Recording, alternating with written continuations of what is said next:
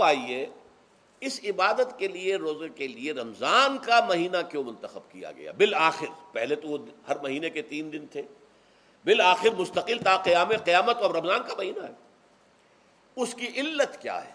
ظاہر بات ہے کہ سارے 12 مہینے اللہ ہی کے ہیں، ہفتے کے سارے دن اللہ ہی کے ہیں، دنوں میں سید الایام جمعے کا دن ہے، مہینوں میں سید الاشہر، یہ جتنے مہینے ہیں ان میں سردار جو ہے مہینوں کا وہ رمضان مبارک ہے۔ کیوں ہے؟ اب آپ پڑھیے تیسری آیت، شہر رمضان الذی انزل فیہ القرآن، رمضان کا مہینہ وہ ہے جس میں قرآن نازل کیا گیا۔ اور اس کی مزید کیا ہے تشریح کہ رمضان ہی میں وہ لیلۃ القدر ہے جس میں قرآن نازل کیا گیا۔ اب یہاں 2 چیزیں علیحدہ علیحدہ سمجھ لیجئے۔ ہمیں معلوم ہے کہ قرآن حضور پر نازل ہوا 32 برس میں، نہیں 22 برس میں، 610 عیسوی سے لے کر اس موضوع پر آج شام کو تقریر ہوگی انشاءاللہ مفصل تعارف قرآن کے ضمن میں، بعد نماز عشاء قرآن اکیڈمی کی مسجد میں، کیونکہ معلوم نہیں کہ آج چاند ہو جائے گا یا نہیں ہو جائے گا، لہذا دورہ ترجمہ قرآن کل سے شروع ہوگا، اور آج جو ہے تعارف قرآن اور سورہ فاتحہ کا کچھ مفہوم میں بیان کروں گا، تاکہ یہ کہ رمضان مبارک کے لیے تمہید ہو جائے۔ پھر اگر چاند ہو گیا تو چھوٹی چھوٹی صورتوں کے ساتھ ہم تراویح مکمل کر لیں گے، ترجمہ قرآن کے ساتھ تراویح کل سے شروع ہوگی۔ بہرحال اس ضمن میں رمضان کا چناؤ جو ہوا ہے تو یہ ترجیح بلا مرجح نہیں ہے، ایسے ہی نہیں ہے کہ یوں ہی اس کو ترجیح دے دی گئی، اس کی حکمت ہے، غایت ہے، علت ہے، اس کا سبب ہے۔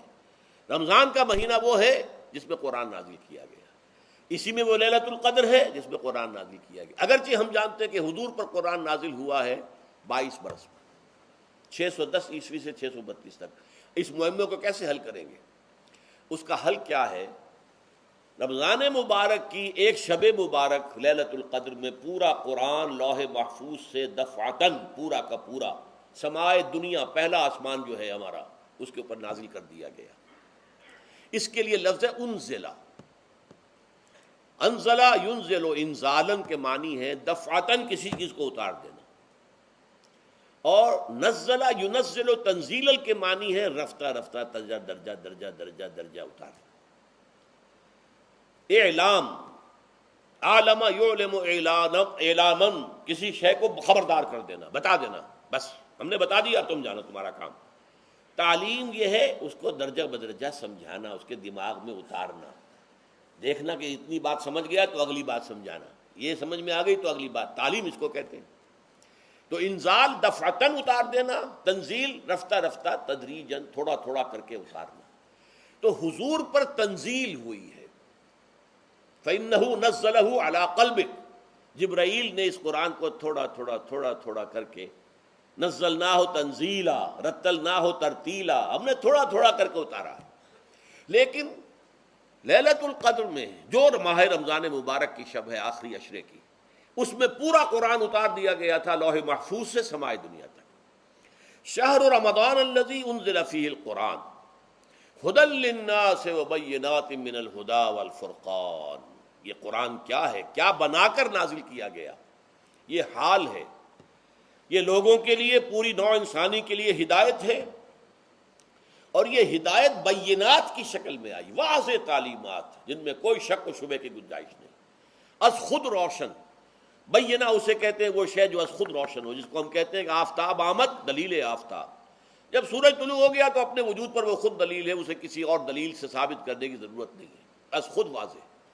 تو بینات من الہدی، جو قرآن کی بنیادی ہدایت ہے وہ بینات پر مشتمل ہے، واضح چیز ہے، جو انسان کے لیے، اس کی فطرت کے لیے جانی پہچانی چیزیں ہیں، یہ کوئی باہر کی چیز نہیں آ رہی ہے، اس کے قلب کی گہرائیوں کے اندر یہ سب کچھ موجود ہے، اور اس کی گواہی اس کے قلب کی گہرائیوں سے نکلتی ہے کہ ہاں دیکھنا تقریر کی لذت کے جو اس نے کہا، میں نے یہ جانا کہ گویا یہی میرے دل میں ہے، اس نے تو میرے اپنی فطرت کی ترجمانی کی ہے۔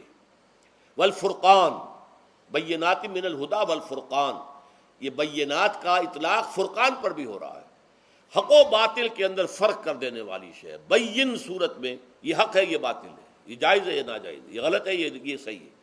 یہ ہے قرآن مجید کی عظمت کا بیان۔ ویسے تو عظمت قرآن مجید کے اندر بہت سے مقامات پر آئی ہے، اور بڑے ہی پرشکو انداز میں بھی آئی ہے، لیکن یہ اس وقت موقع نہیں ہے اس میں جانے کا۔ یہاں جو قرآن کا تعارف کرایا گیا، ہدی للناس وبینات من الہدی والفرقان، اور یہ رمضان میں نازل کیا گیا، لہٰذا رمضان کا مہینہ جو ہے اس عبادت کے لیے خاص اور مختص کر لیا گیا۔ فمن شہد منکم الشہر فلیصم، تو جو کوئی بھی تم میں سے اس مہینے کو پائے یا اس میں مقیم ہو وہ لازماً روزہ رکھے۔ میں بیان کر چکا ہوں یہ وجوب علی العین ہے، اس کے اندر اب اختیار نہیں ہے، لیکن یہ کہ اگر من کان منکم مریضا علی سفر فعدۃ من ایام اخر،